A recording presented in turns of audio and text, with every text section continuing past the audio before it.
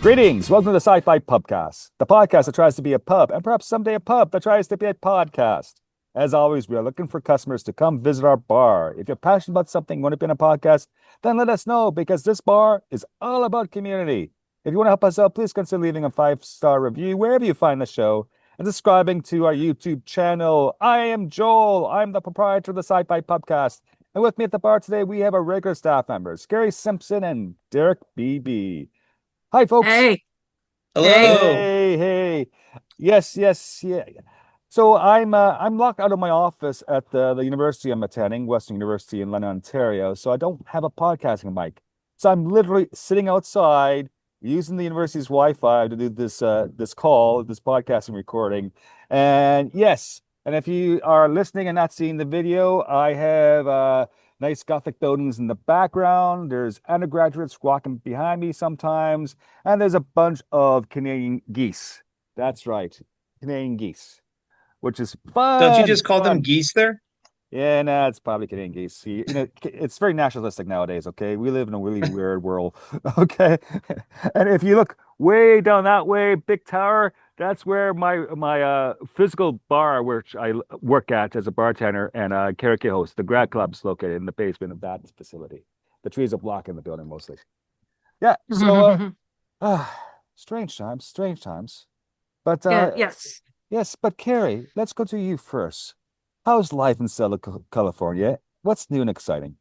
Well, it's starting to cool off. So that's good. And I think we're no longer under occupation, so Oh, good. we're things are good here. Good. I just spilled my coffee on these fancy seats. Uh-oh.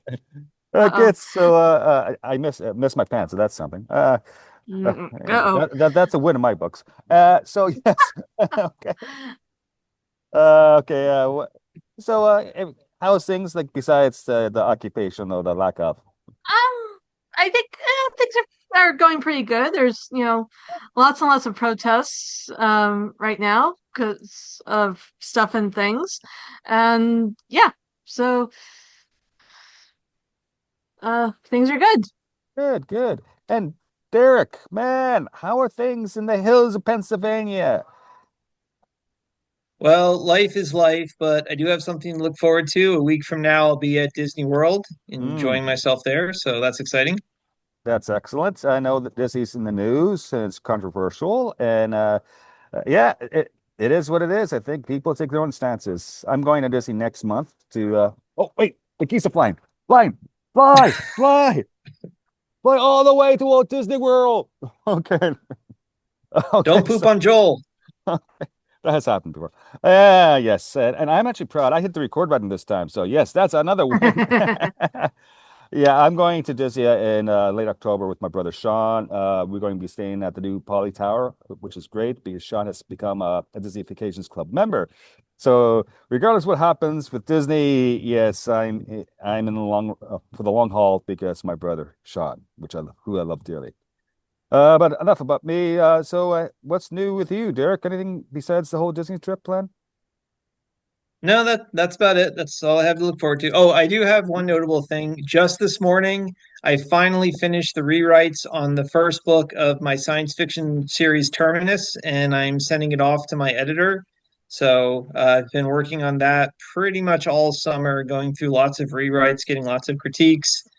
It's been a lot of work, and I'm finally ready to finish it off and send it out. Although at this point, it probably won't get published until January because I've been going through so many revisions. But I'm just glad to have the first book done so I can move on to the next one.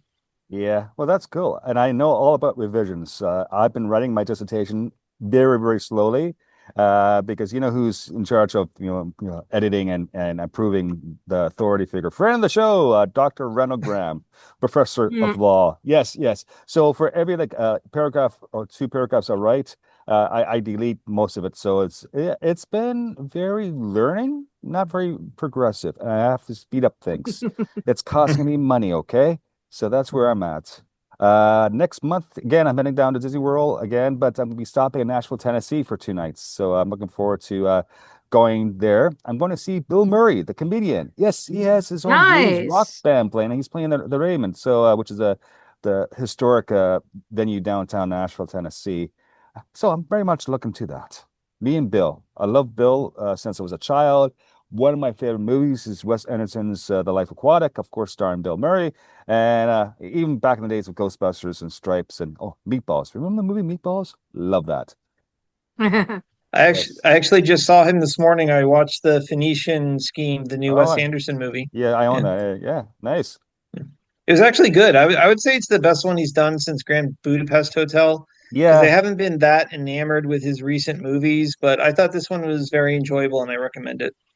yeah, it was me. I saw it at the theater and came out. And with Wes Anderson, I love his style, and I'm a huge Wes Anderson fan. But you're right. Sometimes his latest couple movies just it's great, but it's not over the top. Wow. And I'm not Yeah. sure we just it's just fatigue on our part, or he needs to come up with something new. Who knows?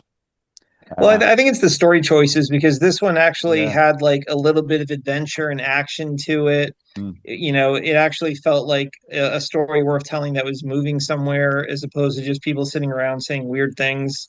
So I just think this one had a better story than anything he's done recently. That's excellent. But of course, guess what? We're not here to talk about Wes Anderson, are we? Wait, wait. You're saying to me the mule isn't a cocktail? What is happening? What's Well, psychohistory mule is a saying? cocktail, but we're not talking That about Yeah. joke that flew kind of over my mule. head. Oh, yes, Oh. Damasco. Yes, are robots involved? We need to get to the foundation of all of this because it's an empire of a streaming show. Yes, we're talking about the Apple TV show Foundation and to a limited extent, Isaac Asimov's Foundation and Robot book series. Moscow Muse, well, not so much because I could really need one right now. Actually, I can do Moscow Muse at home. Just like now, Moscow Muse is basically lime, ginger beer, and vodka. Yes, usually served in these tin cups. Yes, let's just say. So yeah, so Foundation, it's been on for 3 seasons and it's started in 2021. And man, they spend a lot of money producing this show. So as we usually start, I usually ask for your first impressions, and I'm trying to figure out, first impressions of the show, and then we're going to dive deep into Asimov and what we think about the show and all that fun stuff, right? So let's go with Keri. Keri, what's your first impressions on Foundation? Well, Foundation is gorgeous. I mean, I Yeah. have not read, full disclosure, I have not read the source material, so I cannot speak to any of the books. But the series is gorgeous. The casting is amazing. We got to this season finale, we got to hear Terrence Mann sing, which was awesome and chilling all at the same time. Yeah. But yeah, it's been very, very cool to watch. I should probably read the books at some point. But yeah, I just haven't gotten around to them yet. Oh wow. Oh wow. Derek, what's your first impressions?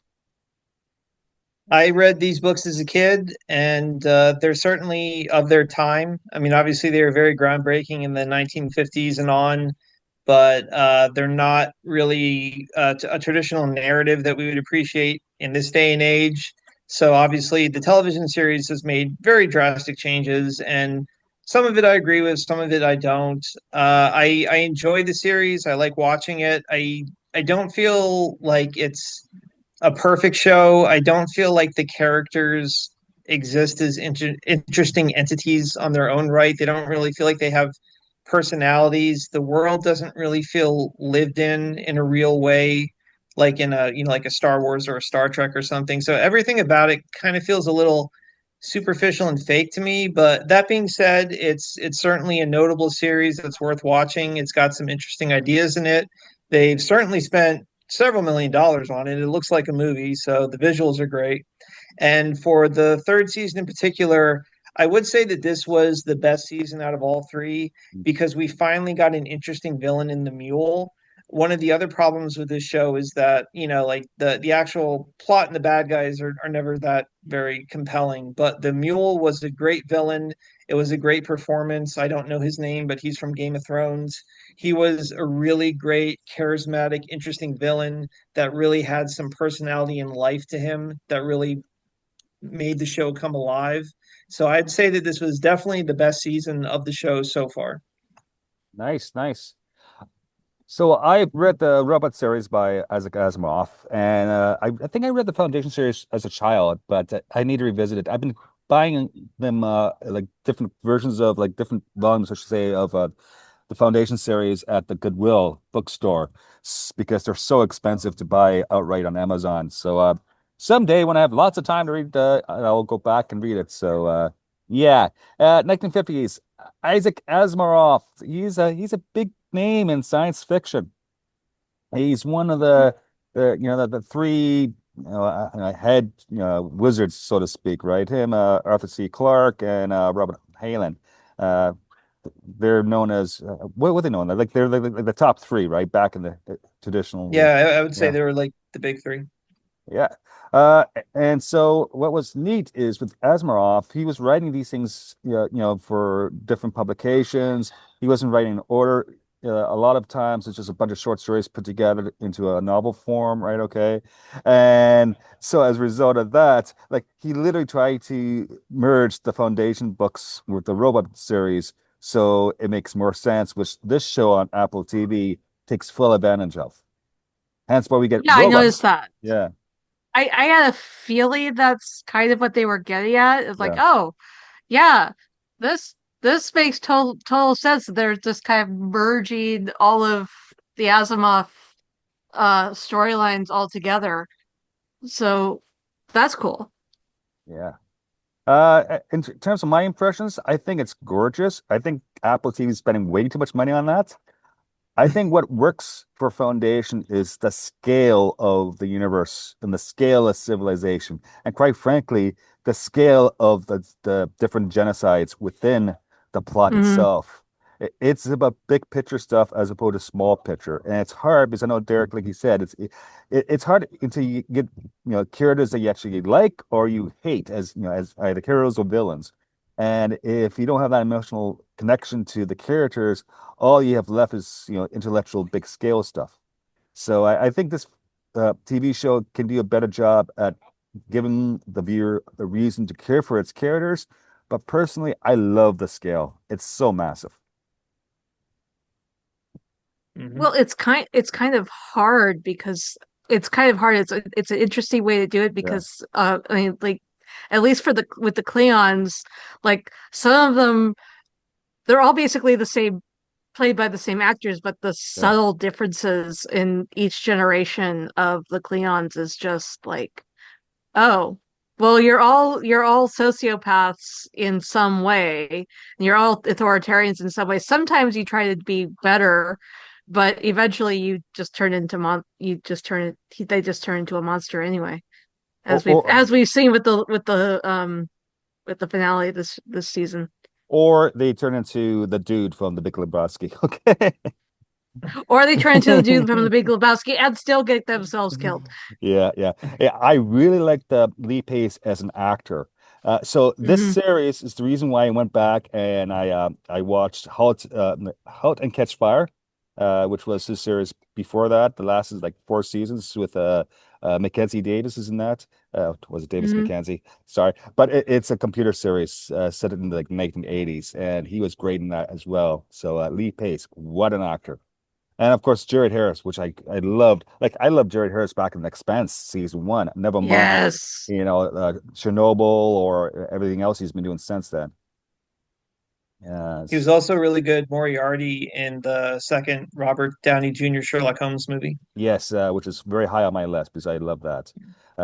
So yeah, uh, let's talk about Laura Byrne, who plays Demerzel, the robot. I think she's excellent as well. I don't know much about her. I believe she's Finnish, but yeah, just really like it's hard to play a robot if you're human because you're not a robot. Maybe she's a real robot. Who knows? But I doubt that. Well, I don't think she's finished yet. They could still bring her back next Yeah, yeah, season. yeah. But Oh, bump. No, the act. oh my God. Oh my God. You know, I can't believe this. I told you this. I forgot something. Before we go on, I know we're talking about foundation, but Derek, man, this is still a bar. We're a pub, and you're in charge of our kitchen. How is our kitchen doing? Yeah, I was wondering when you were going to get around Oh my God. You should like send me a message there already. Go ahead. to that. Oh, but we're talking spoilers too. There you go. Go for it. Well, we were talking about how there's three Cleons and they get cloned over and over Yeah, again. yeah. So I thought that would be a more efficient and cost-effective way to serve food at the bar. Mm. So I went out and bought one of those tri-cloning chambers, kind of like they have in the show, and I started cloning chicken, the same chicken over and over again. This way I only have to buy the one original chicken, Oh. and then, we just have to pay for the electricity for the cloning, but it doesn't quite work out right because there's supposed to be a young one, a middle-aged one, and an old one. But my thing, it never comes out with the middle one. It just comes out with an undercooked chicken and a spoiled chicken. Never like a good edible chicken. But I figured out if I put the old one and the young one into a blender together and mush it up together, you really can't tell the difference. Have you tried Wow. using Canadian geese? Hmm. So if a Canadian geese shits on you, do you call it Canadian shit? I don't know. I don't know. I usually just say shit. More like Well, see, I just I listened to that whole thing and just I all I kept hearing was the line from Multiplicity. What happens when you make a clone of a clone of a clone. yeah. Sometime eventually, they the clones stopped working so well. And you also have the Stargate um with the The Asgards. sarcophagus, yeah. Well, no, the Asgards. They cloned them so many times that Oh, right, yeah. they've stopped being able to produce any other way, and then they died out. So So what Interesting. you're saying is we should reduce the price of the chicken a little bit each day to match up with the quality. I I thought I'm not even going I to mean, I could like. buy I could buy a new chicken every month and start the cycle over again, and then we could jack the prices back up. I really need to hire a robot Mm, cook. Uh, I agree with you. okay. I think we have enough Ewoks running security that I could go work in the kitchen once in a while and actually, Oh man. Oh man. The make chamber is stuff kind that's of big. edible. The chamber is kind of big. I could try throwing one of the Ewoks in there and see what happens. Oh, No, no, do not touch my security staff, Derek. oh man. Oh man. Yes, yes, yes. Let's get back on topic. It's a sci-fi pubcast because there's kind of loose guidelines, but there's not really, set rules. Okay. Yeah. Right, and we should say it, spoilers. We are spoiling things, so if you haven't seen the TV show, go see it. We're not really spoiling the books. There's going to be a big reveal, so there's a big spoiler throughout this stuff, which is well documented in the news stories that's been floating around last week. Yeah, so if you don't want to be spoiled for that, yeah, perhaps wait because the show's taken some liberties and it's very different from some of the stuff that was happening in the books. So yeah, spoiler. All right, so They foundation do kind skill. of seem like they're slowly getting in the same general direction, though, especially with Yeah. the big twist at the end of the season. They are kind of like slowly meandering in the correct direction of the original novels. Yeah, I think you're right. It's the big strokes that's is getting us there, but small things like Yeah, the whole redirection on the mule, right? Okay, who's the mule? And are yeah. they Oh, is it do we want to talk about that right now? sure, why not? Yes, Why because wa- Okay. why not? We So I know. Should I go ahead and say how it is in the books? yes, go ahead. Okay. So So people know that, right? in the books, they introduce the character of the mule, and you think that this is the bad guy, and then it turns out that the mule was just a puppet, and that the real mule was the weird little circus freak guy, Amazo Marvelo, whatever his name was, Well, that's not very kind and of you. Okay. and so that's the way it was in the book. So in the show, I was waiting for that twist the entire time because they introduced Magnifico and they like made sure to show him being around and everything. So I was like, oh, okay, they're doing it in the book. That's cool. So like I'm waiting and waiting, waiting for it to happen, and then they do like a double twist of revealing that it's that party girl, which really confused me. Maybe somebody can explain to me how all that worked because she was never around the original mule. So was she controlling his actions all that time? Like I didn't understand that because like Magnifico makes sense because he was always at the side of the mule, so he was literally sending thoughts into his head. But how does it work if Party Girl is like never anywhere close to the, main figure? I don't understand that.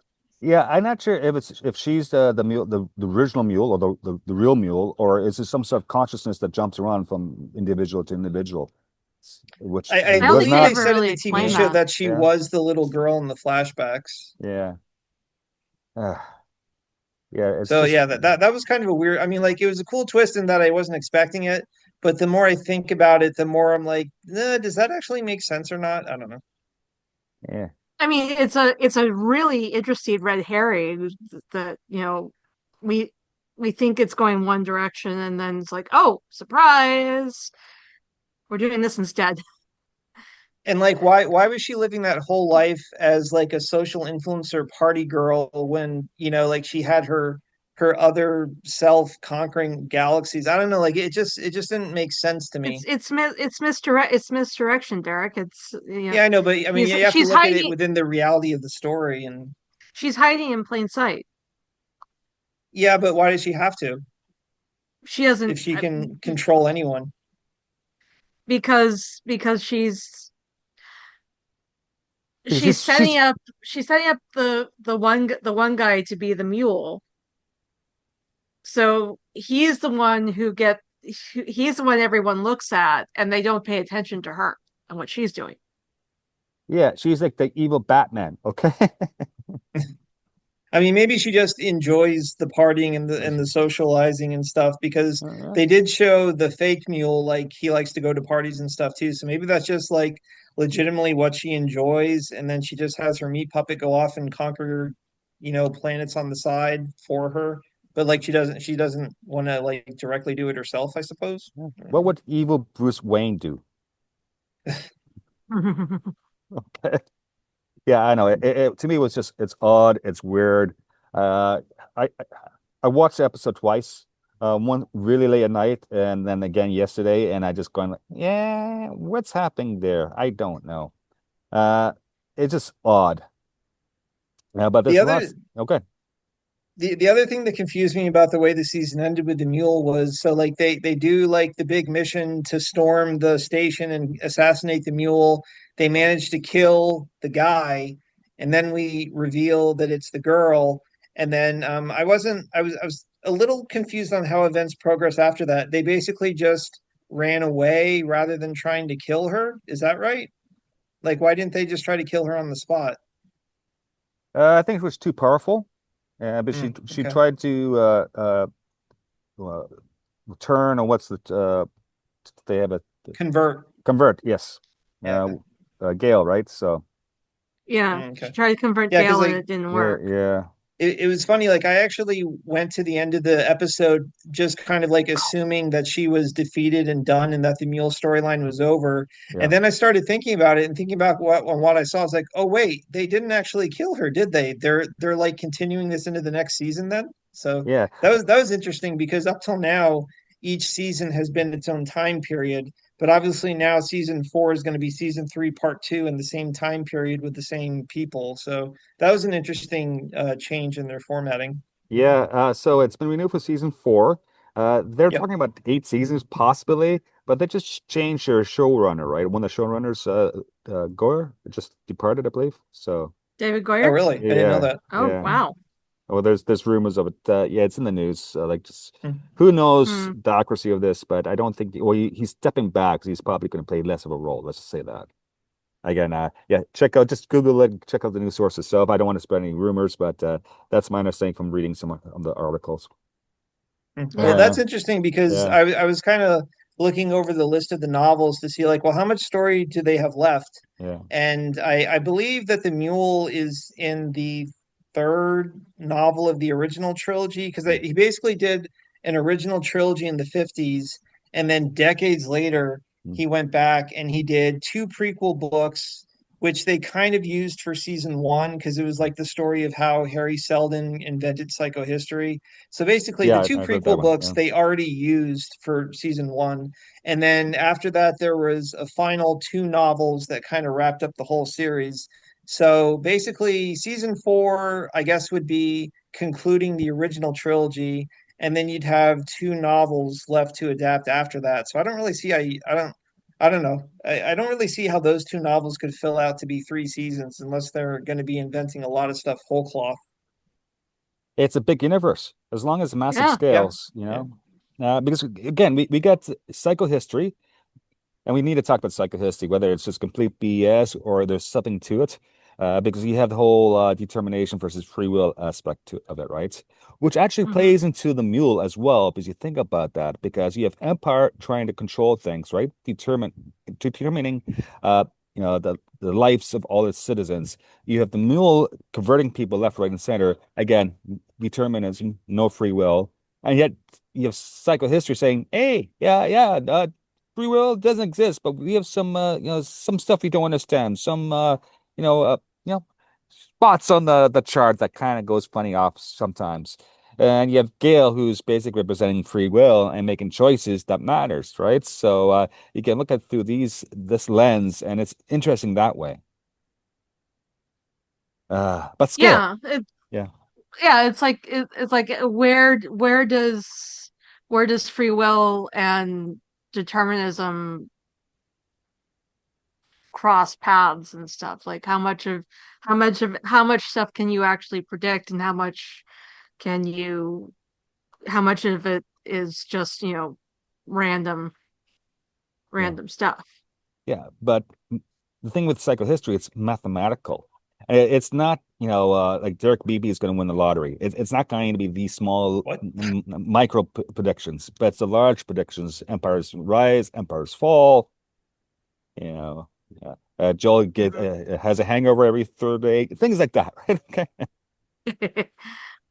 Joel's hungover, what? Uh, No, no, no, no. that would Never, never never happen. happen. Never It's not happen. like I work in a bar or anything like that.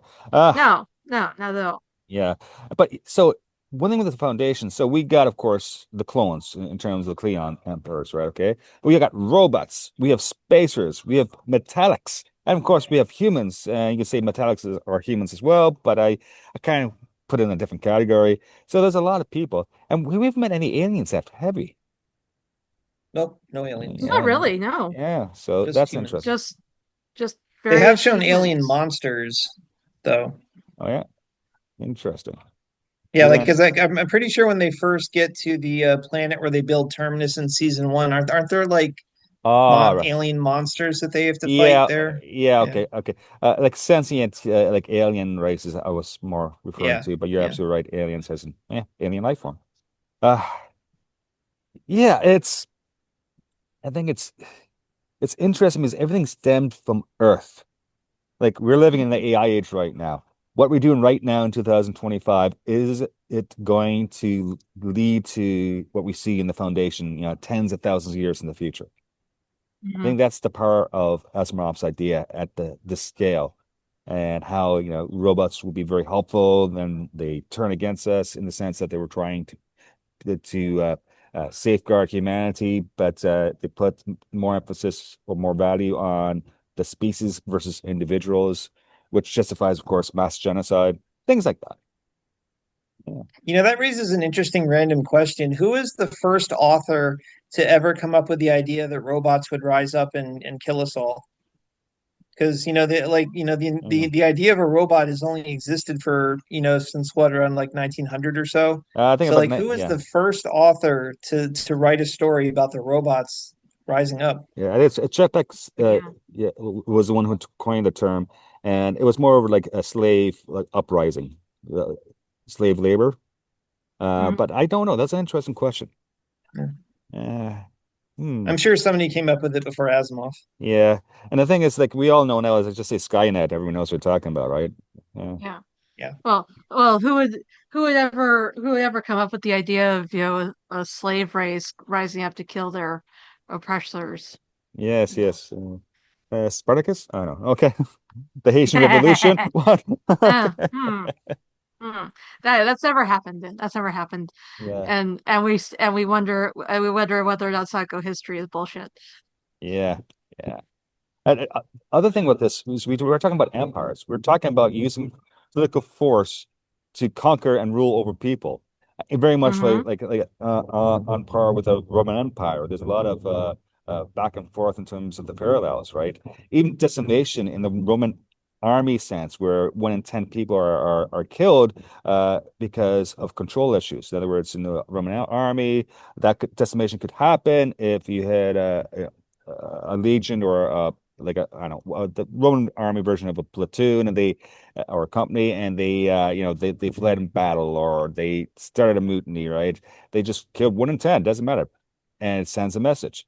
And you see Mm-hmm. the Cleons doing this throughout the series, you know, Yes. kill these top diplomats, or in the last episode, use the black hole bomb and go after the disloyal people and just blow up the planets. Mm-hmm. I Yeah. believe I read that Asimov's original inspiration for Foundation was to do a sci-fi retelling of the fall of the Roman Empire. Mm. Which makes sense Makes sense. because the darkness is coming, and especially Yep. the Dark Ages, which when Asimov was written, was still very popularized by historians. Now most historians still consider the Dark Ages per se, but a lot of stuff in terms of knowledge was lost, and the use of written languages were decreased, obviously. So Yeah. and became more of a the religious time period in terms of Christianity rising up in Europe, right, and then spreading to the east, Eastern Europe. Right. Oh, fun times, fun times. Yeah. Fun. Okay. Technologies. What do you think of the technologies shown in this Foundation series in terms of, say, jump drives and robots and things like that? Awesome. I'm. I. I hope jump drives are not gonna happen anytime in our lifetimes, but it's a fascinating idea. Okay, Keri, you know the aliens are Fascinating. here. The aliens work in our bar, right? You know that, right? Right. All Right. right, Right. all right. Right. Go with it. Right. Don't let them hear you I being know. this, so I know. I know. uh, We yeah. don't tell the Ewoks. We don't tell the Ewoks they're actually aliens. Mm, bad form, bad form. Bad form. Bad form. Yeah. Well, they're not aliens where they come from. This is true. This is true. Yes, yes, yes. Derek, what do you think of the technologies? They don't really make a big deal out of it, like they don't Yeah. really. I mean, obviously the black hole weapon was a big thing that they built on it, but aside from that, they haven't really they don't dwell on it. They don't, like take the time to explain it or make it a big part of the story. So I don't really pay attention to the tech levels that closely in it.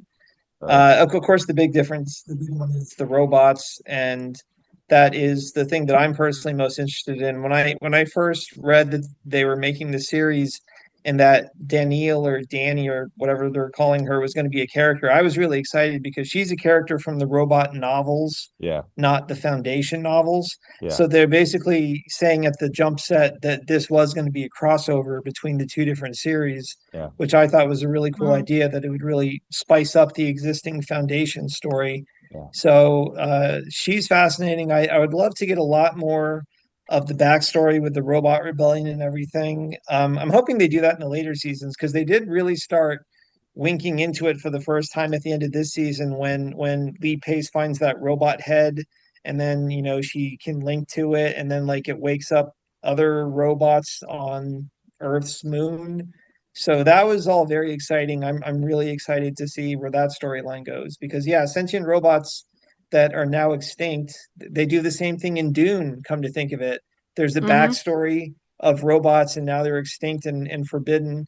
So that's very cool, and I'm really looking forward to seeing I guess like those other robots on the moon, and I'm hoping that God, what is her name? Demerzel. That's it. Amazon. Yeah. I'm Danielle hoping is from that the iRobot. Yeah. yeah, Yeah. I'm hoping that they can bring back Demerzel some way, and obviously the actress is great too. So I hope they can resurrect her in a new body and keep that Yeah. story going. I got 2 points. One is that you notice the gender swap, right? So in the robot series, it was not Demoiselle, Daniel Daniel. Daneeel. Yeah, so his Yeah. appearance was male oriented, right? Okay, he looked like a male, right? Now we have Demoiselle, and she looks like a woman, and there was a sex scene, I believe, in the first season, second season with her, right? Okay, with one of the Cleons. So there's that's happening there. The other thing I want to say is what's up with these robot skulls? Like literally, it's the only part of the robot body that survives. You see these skulls all the time. Like, what are they trying to say? Like literally, is it the They made it out of the skulls? black box that's in an airplane. Yeah, it's the skulls of our vanquished robots. I don't know. Drink out the skulls of your enemy. There's something Well, meaningful going on there, I think. I mean, it's a bit derivative to just put the CPU of a robot in the skull. Yeah. It's like that's like the obvious place to you see it in Terminator 2. It's like Terminator as well. It's like the head is where all the CPU and all of the the what everything goes. Like that could be you could make that a total red herring.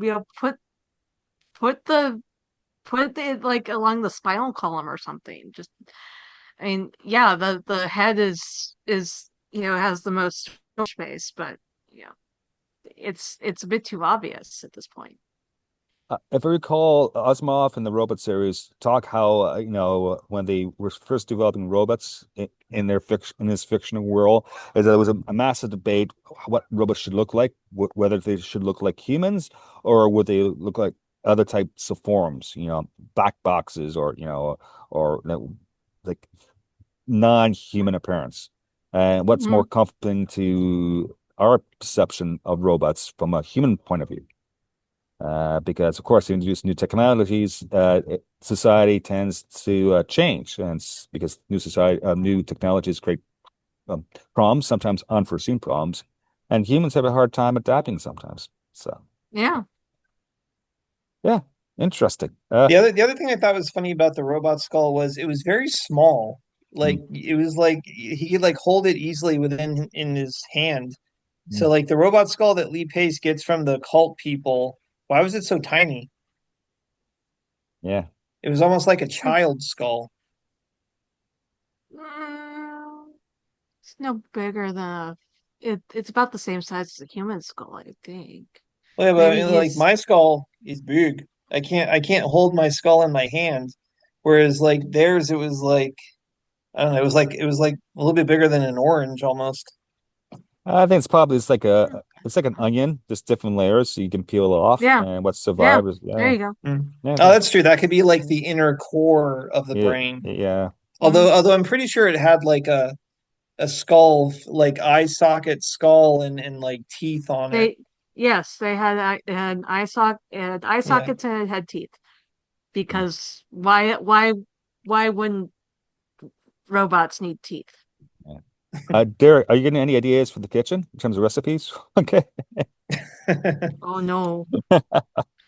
I gotta ask. So, I haven't read the foundation books to this point. I've read the first two, I believe, like in the last couple of years. But with the two robots on the moon, what's happening with these two robots? Are we coming back to Earth? Is that what's happening? I'd say it'd be a spoiler to talk about that. Let's just say Yeah. that that's like leading into future novels and leave it at that. Fair enough. Fair enough. Uh, what else, guys? Soundtrack's amazing. I love the music. Soundtrack is amazing. Uh, Yeah, Bear McQuarrie is doing the yeah. music on for that, right? Yeah, he does some really cool stuff. Like, That's funny. I never noticed the music on it. It's but scale, man. You can't. Hmm. You can need these. Imagine Star Wars without John Williams' music. Okay, you can't do that. Okay. yeah. Yeah. I just was never paying attention. It never rose to my attention. All right. Mm. What else is there? We talk about things. We talk about some characters and plot points, some settings with a scale. What else you guys want to talk about? I don't know. Derek, do you have anything else? Um, no, I mean, yeah, like I said, I was a little confused about the way the season ended because they didn't finish off the mule, and poor Demerzel got somewhat killed. Yeah. And what was the last thing we saw with the young emperor? I remember like his legs were all like roasted and toasted, and he was being held captive. Did he escape? No, I think he's We still don't with the know. mule. He's still with the mule, I think. So yeah, we don't Yeah, Okay. know. Uh, that could be a problem. mind you, I don't think he has a leg to stand on. So. Oh, and that Too soon. speaking of the mule, Okay. she was the one taking care of him when he woke up in the hospital Yeah. bed. It was the actual secret mule who was taking care of him. So again, that was like a, like why was she doing that if she was Uh, really the mule all along? Oh, Why yeah. not?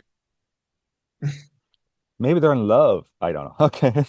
No, no, but how better to get him on her side than to, be there when he wakes up and convert him right there.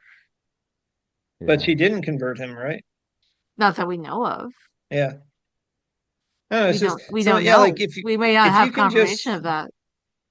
if you can just flip a switch and mentally turn anyone around you into your puppet, it's like I don't know, it's like why bother going through the pretenses? Hopefully Uh, we'll get more answers as to her psychology next season. yeah. Yeah. Hopefully. Maybe she just does it for a laugh. She enjoys manipulating people without using her power to prove that she can. Yeah. Maybe. I just know I'm going to miss the original actor because he was so great. He was so Yeah. charming and evil and charismatic. I Oh, was he was really so sad that creepy. they killed him off. Yeah, Yeah. he was really cool and There's creepy. been two actors who's played the mule already in the series. First season mule was a different actor than the last season. Yeah, but So that was yeah, just like a guy in goggles for a second, right? Like he yeah. didn't. Yeah. So I really Yeah. like the brother Dusk, the latest Cleon, and how he usurped the entire empire. Now he's ruling in his reign of darkness. Oh man, that's great. Yes. Yeah. Yes. And Terrence Man is so much fun, and he's so cool with you know, it's so cool to watch him play evil. It's really, really chilling. And we got to hear him sing while he was, destroying the entire cloning complex. So yeah. I Here's love the listening to Terrence Mann sing. He's great. Here's a really random piece of Terrence Mann trivia. I don't know if anybody's seen the 1990s cartoon Gargoyles, but in it, he was the voice of Oberon, who was my all-time favorite character. He only Wow. appears in 3 episodes, but he was like this invincible Hmm. super being that nobody could defeat. And he was like so arrogant and thick-headed and easily manipulated. He was such a fascinating character, and I absolutely loved like the line deliveries. So if you're a fan of Gargoyles, Terrence Mann was Oberon in it. He Oh, was Cool. awesome. I mean, I still hear his voice as Bob when I read the Dresden Files. So Wow. Yeah, I also know him from the TV show of that as well. Yeah. Wow. Amazing. Any last thoughts? Nope. I think we've We provided our viewership with the foundation for future discussions, right? exactly. Exactly. Yes, yes. So there's a lot of clones out there, but there's only one sci-fi pubcast, right? God, I need a drink right now. This is true. Okay. Except no Yes. substitutes. All right. This show is available on most podcast platforms and on YouTube. Subscribe today. You can contact us by email at management@scifipubcast.space. We love hearing from our customers. So Keri, on social media, where Yes. can people find you? If I'm active on social media, you can find me at Keri Blackfire 42. That's Keri Blackfire 42. And then you can also listen to me on Cape Chronicles and Enter the Dojo over on the Random Chatter network. Excellent. And Derek, where can people find you on social media and what's been happening with you? I'm at Derek J. Beebe on Blue Sky. You can go to derekbeebe.com, and on Amazon is my completed 6 volume high fantasy series Dynasty. And coming early next year will be the sci-fi series Terminus, which is actually in the same universe as Dynasty, so it's all connected. Oh, nice. I can't wait until it gets picked up by Apple TV. Okay, please consider me I hope casting so. me. Okay, if you have any. Give me that money. Yeah, with me, I'm at Joel_Welch, WLCH, or Joe Welch, depending on the platform. I'm on most of the platforms. You can find me. Yeah, I'm easy to find. Google me. Yeah, be my friend. I need some friends. No, I don't. Okay. Aww. Anyway, which way, it's closing time. Take care. Please make it home safe. We'll see you next time. Thanks, folks. Bye. Bye. Bye. Music provided courtesy of Logan Rathbone. Podcast logo by Drew M. Copyrighted Joe Welch. Listen responsibly, and we can't wait for your next visit to our fine establishment. Cheers.